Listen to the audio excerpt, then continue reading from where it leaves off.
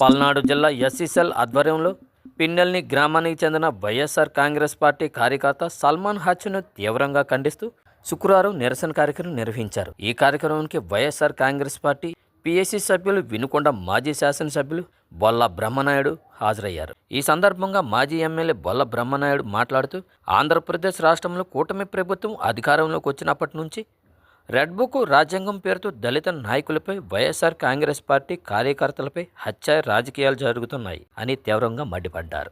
గురజాల నియోజకవర్గంలో వైఎస్ఆర్ కాంగ్రెస్ పార్టీ కార్యకర్త సల్మాన్ హత్య దీనికి నిదర్శనం. వినుకొండలో రషీద్ హత్య జరిగింది.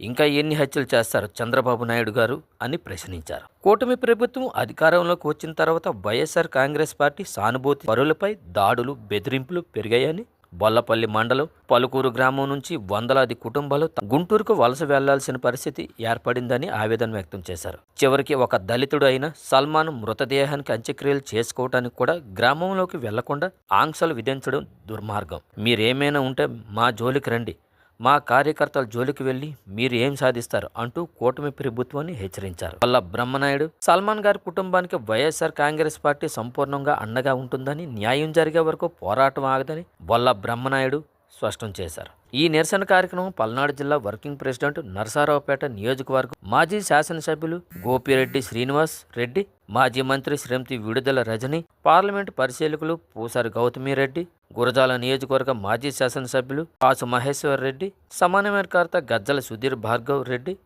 మరియు పార్టీ నాయకులు, కార్యకర్తలు, ఎస్ఎస్ఎల్ ప్రతినిధులు పెద్ద సంఖ్యలో పాల్గొన్నారు.